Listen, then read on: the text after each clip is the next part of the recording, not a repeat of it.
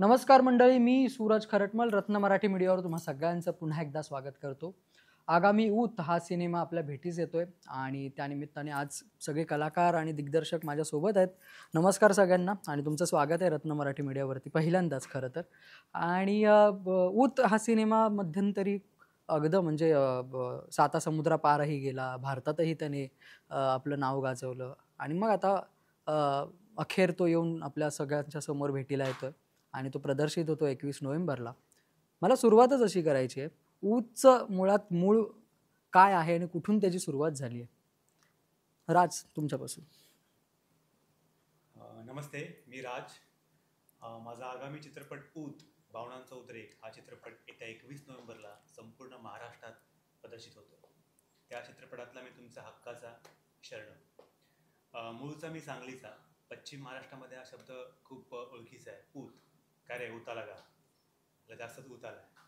तर सांगायचं असं आहे की ऊत हा जरुरी नाही की वाईट गोष्टींचा असतो. तुम्हीच ऊत हा चांगल्या गोष्टींचाही करू शकता. तर प्रामुख्याने ऊत म्हणजे भावनांचा उद्रेक. जर भावनांना तुम्ही वेळीच काबू केलं तर त्याचा जो होणारा परिणाम आहे तो तुम्ही कंट्रोल करू शकता. ऊत हा जरुरी नाही की वाईट गोष्टींचाच करावा. ऊत हा चांगल्या गोष्टींचा करूनही तुम्ही तुमचं ध्येय साध्य करू शकता. तर महत्त्वाचं म्हणजे ऊत ह्या शब्दाचा उगम आता मी थोडक्यात सांगितलं, पण मला वाटतं की चांगला परिचय हे आमचे दिग्दर्शक आहेत, त्यांनी हे नाव सुचवलंय थोडक्यात, तर ते सांगतील असं मला वाटतंय. मी त्यांच्याकडे माहिती. डेफिनेटली. काय साधारण मूळ कुठे कुठे ते बीज पेरलं गेलं? हां. काय की ऊत असल्याशिवाय कोणतीच गोष्ट होत नाही. आणि म्हणून मी नेहमी म्हणतो की चांगलं ऊत माणसाला श्रेष्ठ बनवतं आणि वाईट ऊत माणसाला नष्ट करतं. ह्या गोष्टीतले प्रत्येक पात्र म्हणजे गोष्ट पूर्ण लिहून झाल्यानंतर याचं नाव झालं. कारण प्रत्येकाच्या भावना अशा, प्रत्येक कॅरेक्टरच्या भावना अशा ओथंबून वाहत होत्या. जसं आपण एखादी शायरी ऐकतो आणि त्याच्यात ते लिहिलेलं असतं की इत्र से कपड़ों को महकाना कोई बड़ी बात नहीं है, मजा तो तब है जब खुशबू आपके किरदार से. क्या बात. इथल्या प्रत्येक किरदाराची जी गोष्ट आणि त्याच्यातलं जे भरलेले भावना होत्या, त्या प्रत्येक भावनेचा ज्या ज्या वेळेस उद्रेक मला दिसत होता, म्हणजे अगदी या चित्रपटामधली नायक अभिनेता राज मिसाळ याचं सर्वप्रथम मी ऊत बघितलं आणि लक्षात आलं की ऊत करायलाच पाहिजे. आणि ऊत खऱ्या अर्थाने त्याने जो ॲज अ अभिनेता म्हणून नाही तर या फिल्मचा प्रोड्युसर म्हणून पण त्याने जे ऊत केला, त्या ऊतची जी जर्नी आहे ती खूप मोठी आहे. थोडक्यात तुमच्या प्रश्नाचं उत्तर असं देईल की महाराष्ट्राच्या मातीला ऊत माहीत आहे. त्याच्यामुळं ह्या ऊत या चित्रपटाचं नाव का ठेवलं हे कदाचित महाराष्ट्राला शोधू द्या.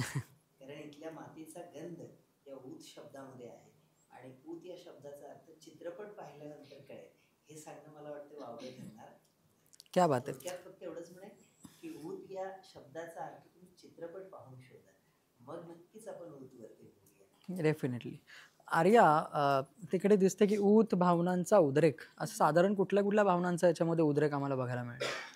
ह्याच्यामध्ये बऱ्याच भावना आहेत तशा.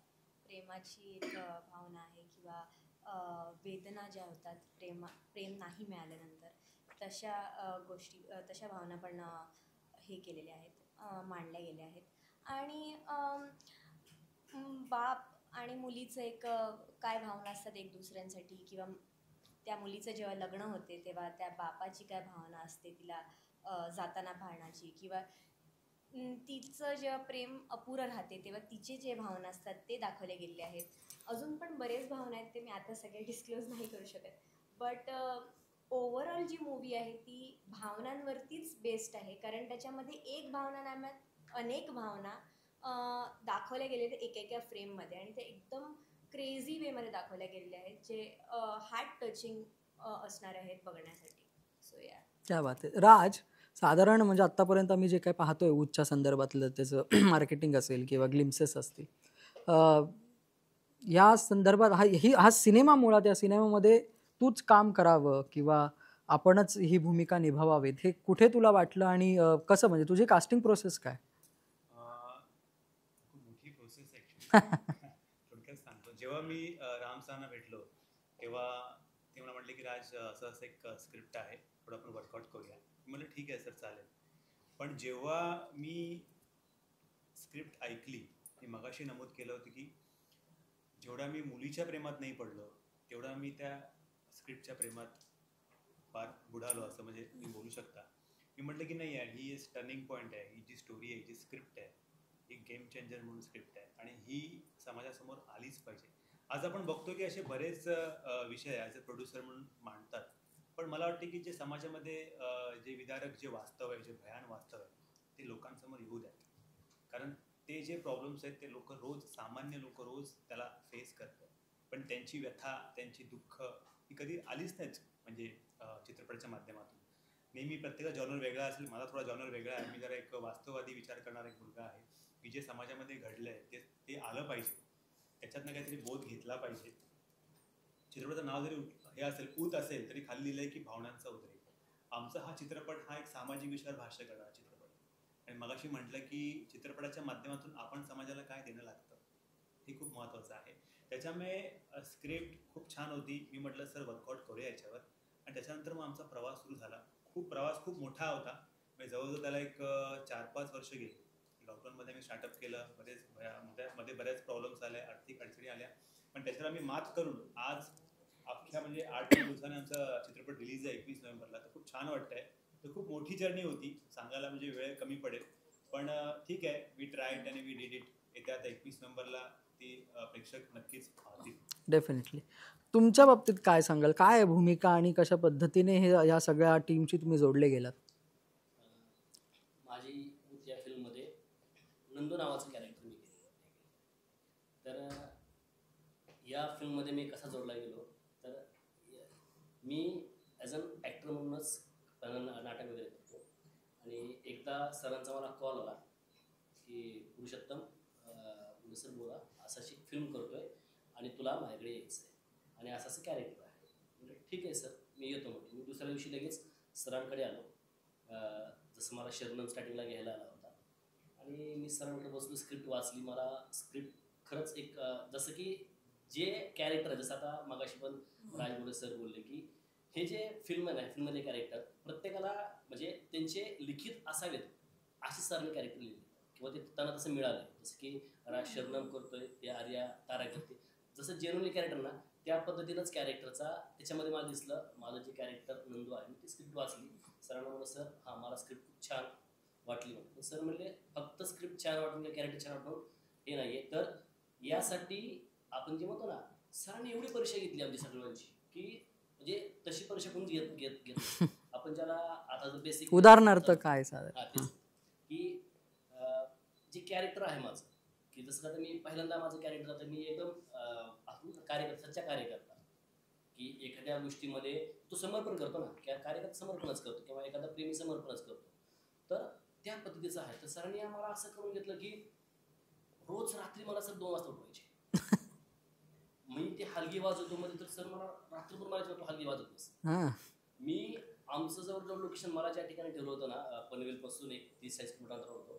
मला त्यांनी सरांनी फ्लॅट दिला होता 1 BHKचा. मी तिथे एकटाच राहतो हां. आणि तिथून जेवणासाठी कमीत कमी 2 ते 2.5 किलोमीटरचा प्रवास लांब असतो. आता मला वाटलं आता झालं, आता मी नंदू कॅरेक्टर आहे, साऱ्या गोष्टी आता मला सरांनी ॲज ॲक्टर म्हणून कास्ट केले. तर सर म्हणायचे नाही, तुझ्यासाठी मी गाडी नाही पाठवणार, तसल्या जंगलातून मी चालत यायचं हां. उन्हामध्ये. मी जवळजवळ मला वाटतंय मार्च-एप्रिलचा तो महिना होता. तसल्या उन्हामध्ये मुंबईसारख्या ठिकाणी म्हणजे पनवेलच्या ठिकाणी मी चालत येतो, जेवण करायचं. पण आम्हाला जेवण केलं की कुणाला बोलायचं नाही, तू घरी द्यायचं. मी चालतच म्हणजे इतकं. आणि कार्यकर्ता म्हणलं तर मला सगळे असं ॲक्टर क्रू वगैरे बसले ना की सर खालून म्हणायचे, नंदू म्हणजे सर बोला ना, जा खालून गाद्या घेऊन ये. म्हणजे आम्ही टेरेसवर बसायचो, गाड्या खाली असायचे दुसऱ्या मजल्यावर, आमचं 3ऱ्या-4थ्या मजल्यावर टेरेस. म्हणजे इथपर्यंत त्यांनी काय केलं म्हणजे जाऊन दिलं नाही मला. एक काळ असा की अरे काय मी कसं आलो इथं ऍक्टर म्हणून काम करायला आलोय का मी त्या गादी उचलला, म्हणजे जो भाव असतो ना आपल्याला स्वाभाविक आहे. हा.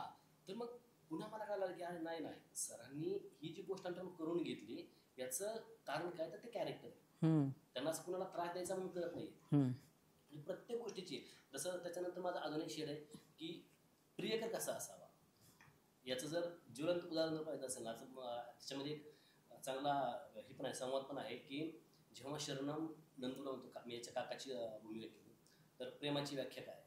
तर मी तो प्रेमाची व्याख्याच नाही, ज्या प्रेमाला व्याख्या आहे ती प्रेम नाही, तो फक्त स्वार्थ समजावा. ती पण गोष्ट सरांनी खूप चांगल्या पद्धतीने आमच्याकडून वर्कआउट करून घेतली. आमचं जवळजवळ असं की आमच्यासाठी ना 20 तास आम्ही त्या पिक्चरमध्ये होतो, त्या फिल्ममध्ये, त्या कॅरेक्टरमध्ये रोज. आणि हे जवळजवळ सरांनी आम्हाला 2-3 महिने करून घेतले. म्हणूनच तुमच्या भावनांचा उद्रेक खूप छान पडद्यावरती आलेला आहे असं म्हणायला हरकत नाही. सर, मला तुमच्याकडे यायचं पुन्हा एकदा. मगाशी राज असं म्हणत होते की हा सिनेमा फक्त काल्पनिक विषयावरती भाष्य करणारा नाही, तर हा समकालीन विषयांवरती, समकालीन ज्या काही प्रसंग घटना घडत आहेत या समाजामध्ये त्याच्यावरती सुद्धा भाष्य करणार आहे. साधारण अशा कुठल्या प्रसंगांना, समकालीन प्रसंगांना तुम्ही हात घातलेला आहे?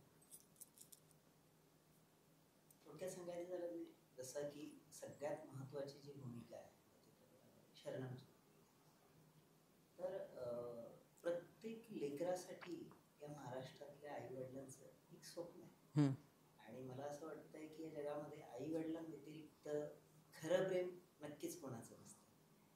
आणि प्रत्येक आईवडिलांना त्याच्या लेकरासाठी पाहावा तो सिनेमा.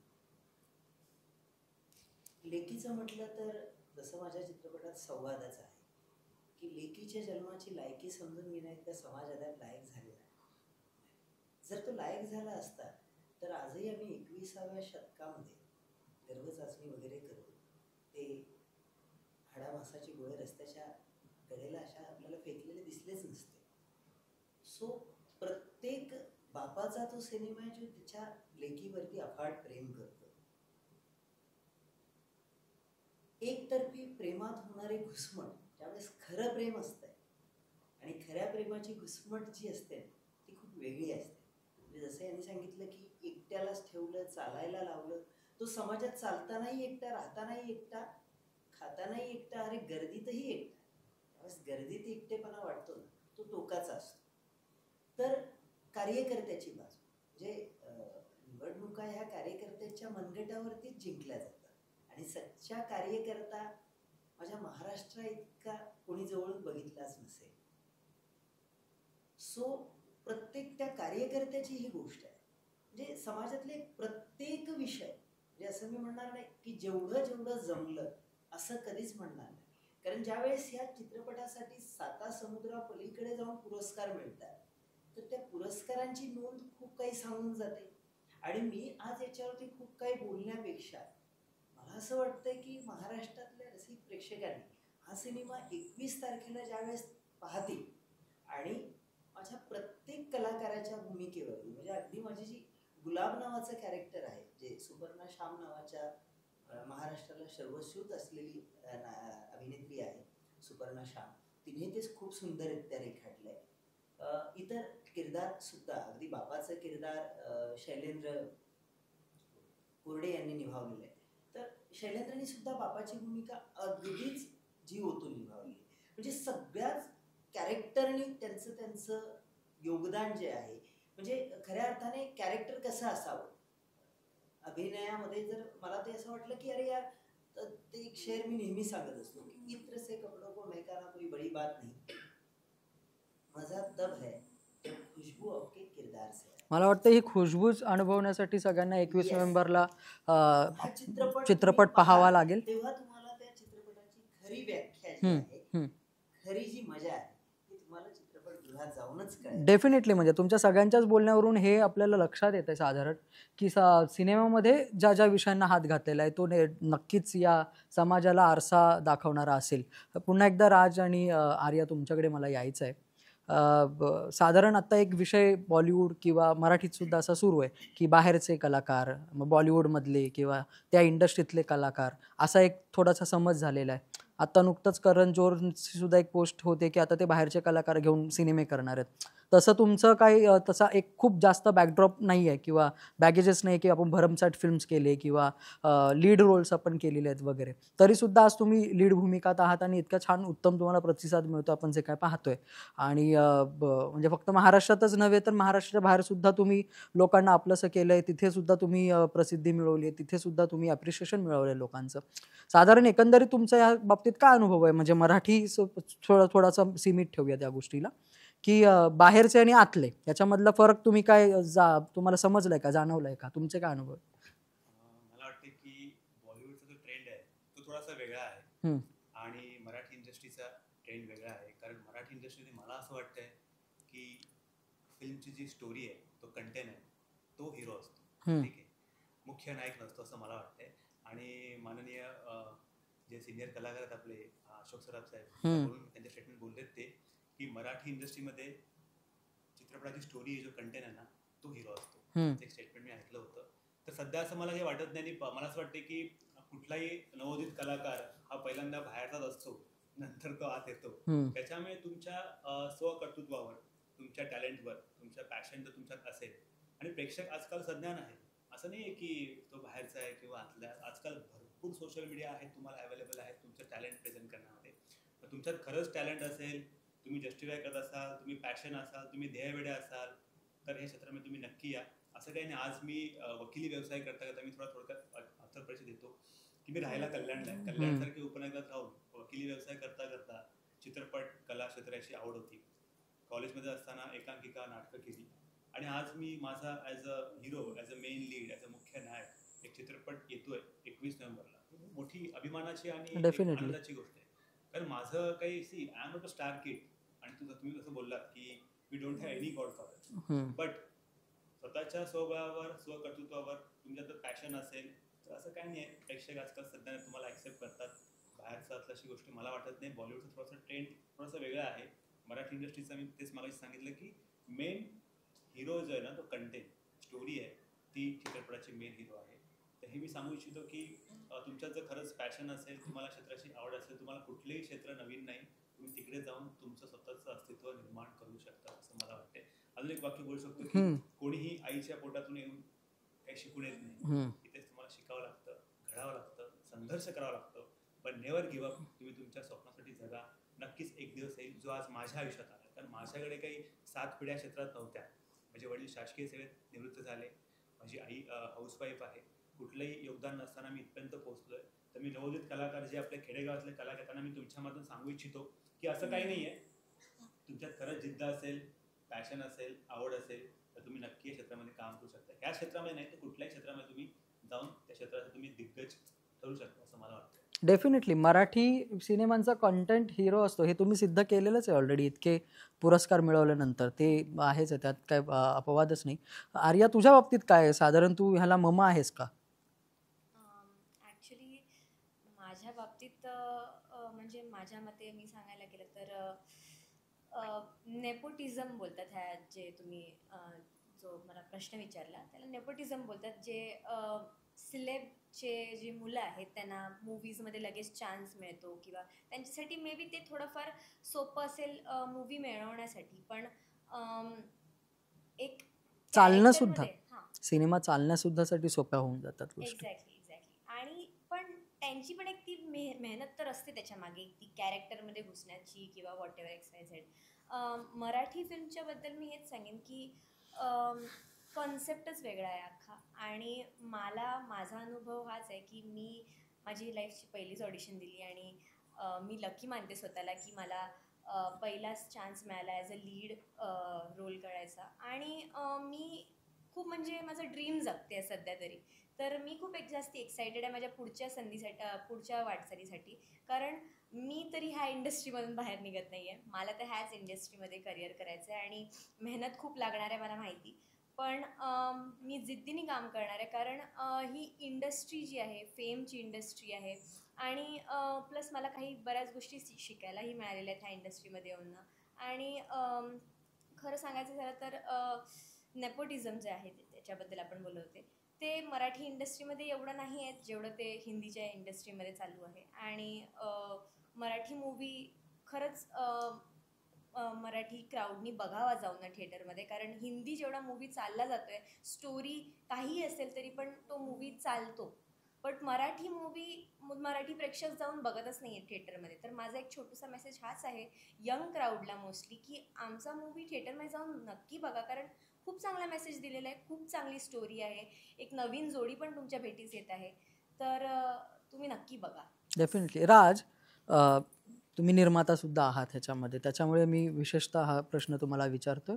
कारण मराठी इंडस्ट्रीमध्ये जर आपण पाहिलं तर असं दिसतं की मुंबईचा एक गट आहे जिथे निर्माते मंडळी, पुण्याचा एक गट निर्माते उर्वरित महाराष्ट्राचे ग्रामीण सिनेमा बनवणारे ते, अशा पद्धतीचे एक 3 गट पाहताना आम्ही जेव्हा पाहतो, निरीक्षण करतो, तेव्हा मला ते दिसतं. तुला या बाबतीत काय असा अनुभव आलाय का की बाबा मेनस्ट्रीम इंडस्ट्री किंवा या आपण वेगळी इंडस्ट्री अशा काय पद्धतीचे तुला काय अनुभव आलेत निर्माता म्हणून? ॲज अ निर्माता, ॲज अ नवोदित निर्माता म्हणून मी एक सांगू इच्छितो, एक वाक्य माझं नेहमी लक्षात असतं की जर निर्माता टिकला तर 100 कुटुंबांचं घर. डेफिनेटली. पण इथे मला भरपूर असे अनुभव आले या प्रवासामध्ये. ठीक आहे, असं म्हणतात ना की कुठल्याही गोष्टीचं अज्ञान असेल तर समोरचा थोडासा गैरफायदा घेतो. आमचं वकील क्षेत्र जरी असलं, कुठलंही क्षेत्र असलं, तर तेच वाक्य आहे की जर नवोदित प्रोड्युसर, नवोदित निर्माते या क्षेत्रामध्ये येऊ इच्छित आहेत, पण त्यांना प्रॉपर एक ना बोलतात ना की गायडन्स मिळत नाही. तर असं काही नाही. आणि माझा थोडासा स्वभाव असा वेगळा आहे की मी एक मगाशी म्हटलं की माझा जॉनर वेगळा आहे. मला ते नाही जमत की काहीतरी चकाचौंध जे नाहीच आहे, जे सामान्य माणूस जगतच नाही आहे. सामान्य माणसाचे काय प्रश्न आहे, तो सकाळी उठल्यापासून तुझा जो मीटर चालू होतो संध्याकाळी झोपेपर्यंत, त्याच्या काय अडीअडचणी आहेत, तू काय काल्पनिक विश्वास जगायला जास्त आवडत नाही. ते नाहीच आहे ना. सी, मी त्या क्षेत्रामध्ये बिनामत करत नाही की चकाचौंधची लाईफ आहे, लाईव्हिश दाखवलं नाही. मला माहिती सकाळी उठल्यानंतर सामान्य माणसाचे काय प्रश्न असतात, त्याच्या घरी काय अडीअडचणी असतात, त्याला किती प्रॉब्लेमला फेस करावं लागतं. तर ही सगळी व्यथा आपण मांडलेली आहे. मग ती समाजव्यवस्था असो, भाषावाद असो, प्रांतवाद असो, अडीअडचणी असो, आर्थिक कुठलीही गणित असो. तर मी तेच म्हटलं की मी त्या क्षेत्रातून, मी त्या घरातून बिलॉंग करतोय. पण मगाशी म्हटलं की मला थोडा जॉनर मी वेगळा ठेवलाय. मला ते नाही आवडत, ते काहीतरी कॉमेडी किंवा काहीतरी दाखवायचं, उगीच खेचला गेला. म्हणून मगाशी म्हटलात की ग्रुप पडलेत. तर माझं असं आहे की एक वास्तववादी विचार करणारा, जे कटू सत्य आहे, जे आहे ते समाजासमोर आलं पाहिजे. ते लोकांनी अनुभवलं पाहिजे की नाही, हे सत्य, दिस इज द फॅक्ट. हे जे लोक हे करतात ना, ॲक्सेप्ट करतात, ते त्यांनी ॲक्सेप्ट केलं असं मला वाटतंय. ते ॲज अ निर्माता जेव्हा मला ही स्क्रिप्ट आली, तेव्हा म्हटलं की सर, अशा भरपूर स्क्रिप्टला, नको त्या स्क्रिप्टला प्रोड्युसर मिळालेले आहे. टू बी व्हेरी फ्रँक, असं स्पष्ट बोलतो. Definitely, yes. तर ही जी स्क्रिप्ट आहे ती नक्कीच जगासमोर आली पाहिजे. खूप छान, सुंदर आणि संवाद दिलेले आहेत. प्रत्येक फ्रेम बोलून जाते. मी तुम्हाला मगाशी सांगू इच्छितो की या चित्रपटातले प्रत्येक कॅरेक्टर, तुमच्या मित्रामधले तुम्हाला दिसले कॅरेक्टर, अरे हा कॅरेक्टर माझ्या मित्रामधला होता, अरे हा कॅरेक्टर, अरे हा घरी कॅरेक्टर माझा असा आहे, अरे वडिलांची भूमिका अशी. त्याच्यामुळे ही ना एक कॉमन माणसाची स्टोरी आहे. त्याच्यामुळे निर्माता म्हणून मला असं वाटतं की मला थोडा जॉनर थोडासा वेगळा आहे. वास्तववादी विचारांना मी हात घालायला माणूस. नेक्स्ट टाइम पण मी काही कलाकृती करेल तेव्हा मला जास्त आवडेल, कारण ते सत्य असतं, ते ॲक्सेप्ट करायला पाहिजे असं मला वाटतं. डेफिनेटली. पुन्हा सर दिग्दर्शक आणि लेखकाचा उल्लेख होतोय की बाबा ह्यातले कॅरेक्टर काय किंवा स्क्रिप्ट काय, वारंवार स्क्रिप्टविषयी बोललं जाते. मला तुम्हाला हे विचारायला आवडेल की जेव्हा तुम्ही महाराष्ट्राच्या बाहेर किंवा आंतरराष्ट्रीय स्तरावरती तुम्ही तुमचा सिनेमा घेऊन गेलात, तिथे जेव्हा लोकांनी तो पाहिला, तिकडचे जे काय मेंटर्स असतील, क्युरेटर्स असतील, ते आयोजक असतील, सामान्य प्रेक्षक असेल तिकडचा, त्यांच्या काय तुम्हाला साधारण प्रतिक्रिया आहेत, अभिप्राय आहेत? जसं मी म्हटलं की तुम्ही जसं विचारलं की याची जी पुरस्कारांची जी रांग लागली, त्याला जो प्रेक्षक वर्ग आहे ते मिळालं, त्यांनी तो सिनेमा ॲक्सेप्ट केला. कारण सत्य, जसं राजनी म्हटलं की सत्य स्वीकारण्याची ती जी भूमिका आहे ती त्यांनी कुठंतरी त्यांना दिसलं की हे सगळं काही सत्य आहे.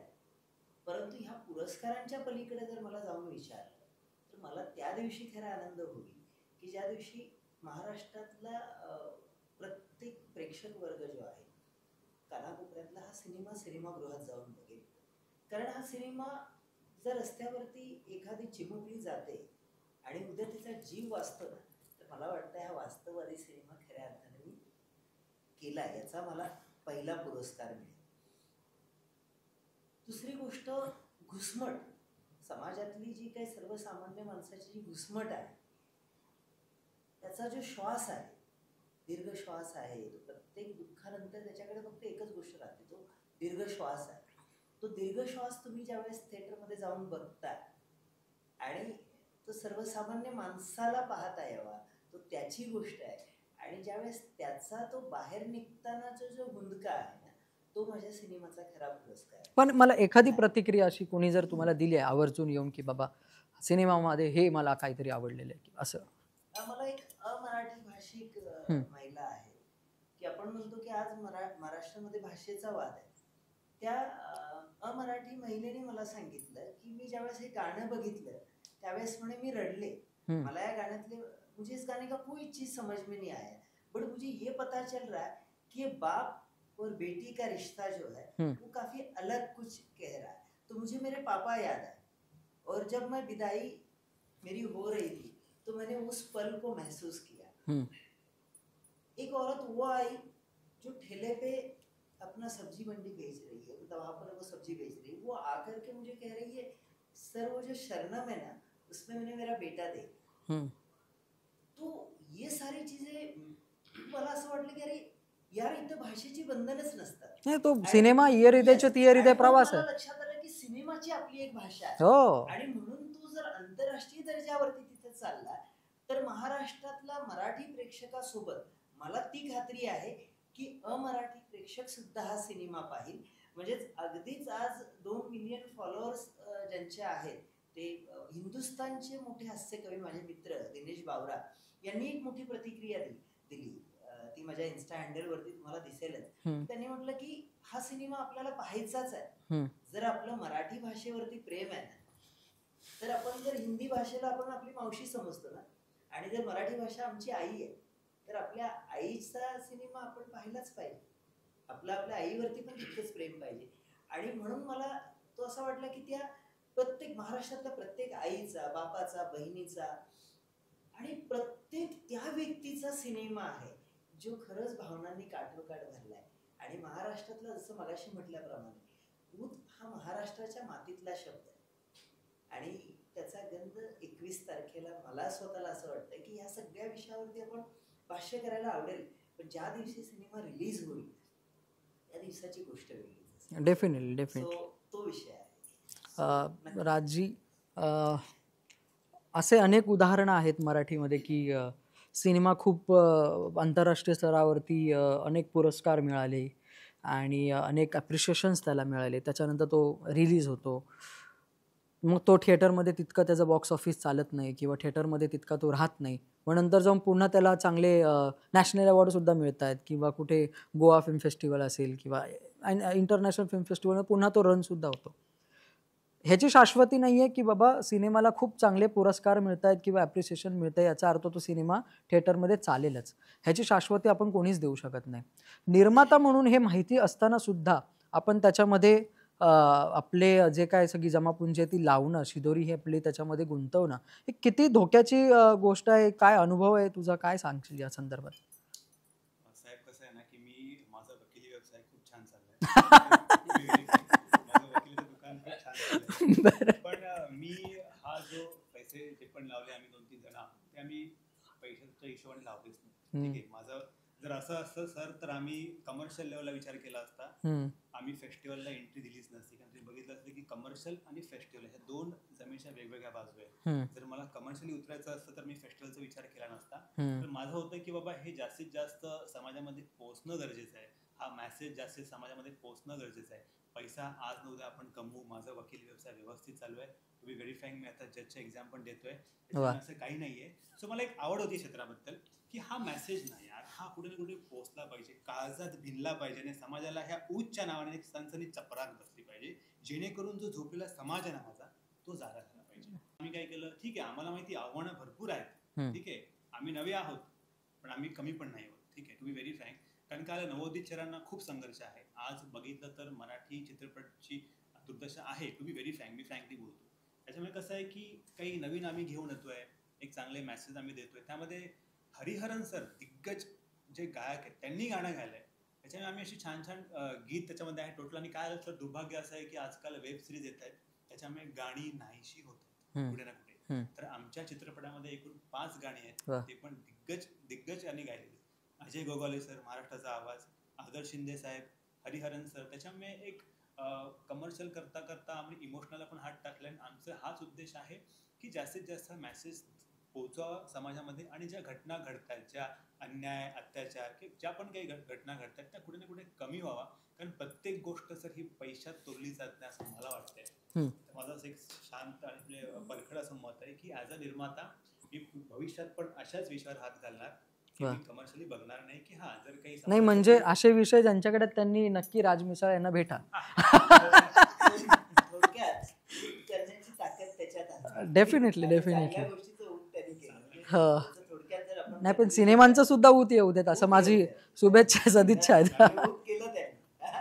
केलं. असं आहे की माझं एवढंच आहे की जर काही आपल्या म्हणजे एक माणसाचं एक असं नाही की ज्या समाजात आपण वाढतो त्या समाजाचं आपलं काही ऋण असतं ते फेडलं पाहिजे, कुठल्या ना कुठल्या माध्यमातून ते फेडावं. की हम्म. मला हे माध्यम मी निवडलं कारण काय असतं की मगाशी म्हटलं की चित्रपट हा समाजाचा चौथा आधारस्तंभ आहे. मनोरंजन करता करता मला ॲज अ निर्माता काय देता येईल समाजासाठी हे माझं एक छोटंसं एक फुल नसते फुलाची पाकळी म्हणून माझा निर्माता या क्षेत्रामध्ये साहेब उतरलो. डेफिनेटली मला वाटतं ही पाकळी अशीच तरंगत राहावं अखंड. जाता जाता शेवट करूयात आपण चौघेजण आहात. हा सिनेमा आवर्जून थिएटरमध्ये जाऊन का बघावा याची एक एक कारणं जर तुम्ही दिलीत जाता जाता आणि तसं आपण या सांगता करूया या मुलाखतीची. ऊत हा चित्रपट लवकरच तुमच्या सर्वांच्या भेटीस येत आहे 21 नोव्हेंबरला. सो तुम्ही नक्की बघा कारण मराठीतली आलिया भट लॉन्च होते आहे.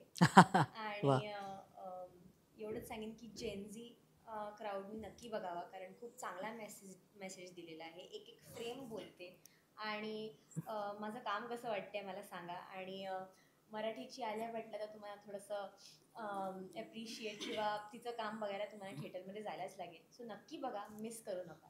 वा. Yes sir.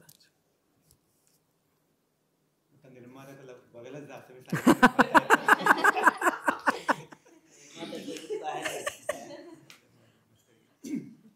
माझ्या मराठी मायबाप रसिक प्रेक्षकांना एक नम्र विनंती आहे की ऊत हा चित्रपट का पाहावा. त्याची अनेक असंख्य कारणं आहेत. त्यातली मोजकीच कारणं सांगतो मी की ऊत या चित्रपटाच्या माध्यमातून दोन नवीन चेहरे इंडस्ट्रीला मिळत आहेत. आम्हाला कुठलेही पाठबळ नाही आहे.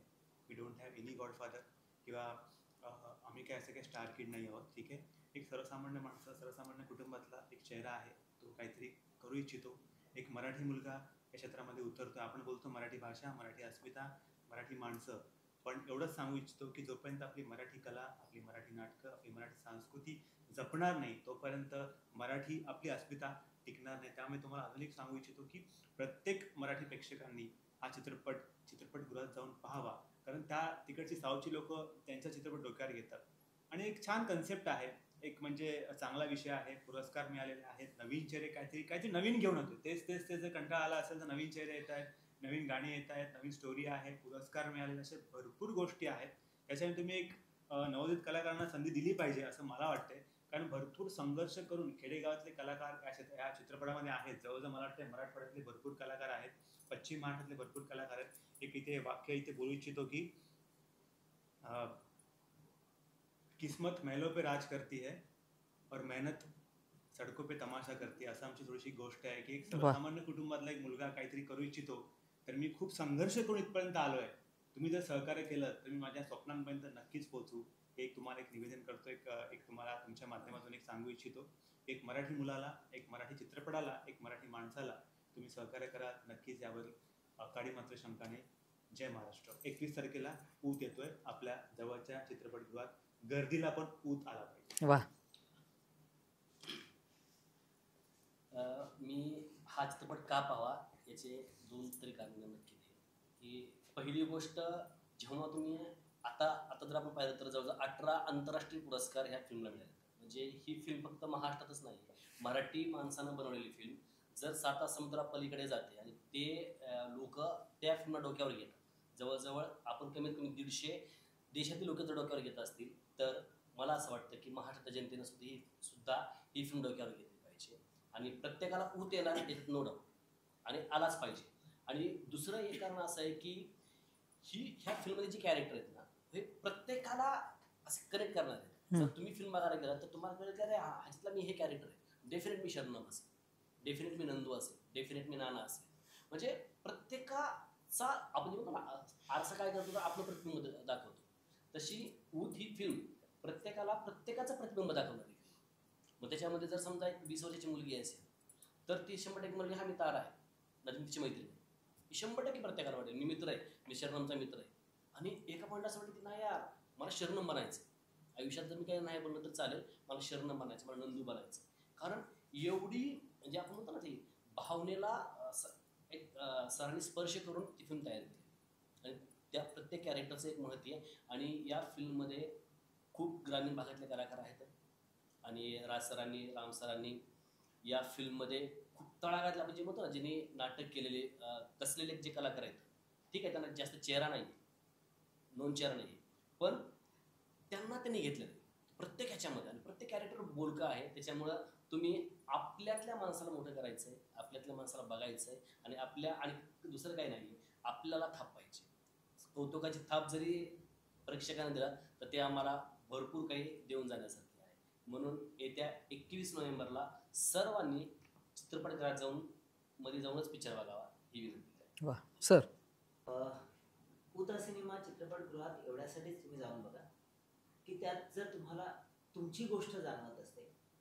आम्ही सर्वच सिनेमांना जसं सूरजनी म्हटलं त्याच्या नावाप्रमाणे की आपल्याकडे मराठीत एक प्रचलित म्हण आहे, कोंबडा झाकला म्हणून सूर्य उगवायचं राहत नाही. जर तुमच्या भावनांची तुम्हाला कदर असेल आणि तुमच्या भावना जर या सिनेमात मांडण्याचा आम्ही पुरेपूर चांगला प्रयत्न केला असेल तरी फिल्म तुमची म्हणून तुम्ही ती पाहायला गेलीच पाहिजे असं माझं नम्र निवेदन तुम्हाला सर्वांना राहील. Thank you so much. क्या बात आहे. मला वाटतं की माझं कारण काय असेल हा सिनेमा चित्रपटगृहात जाऊन पाहण्याचं, की एक वकील पोलिसाच्या भूमिकात कसा दिसेल.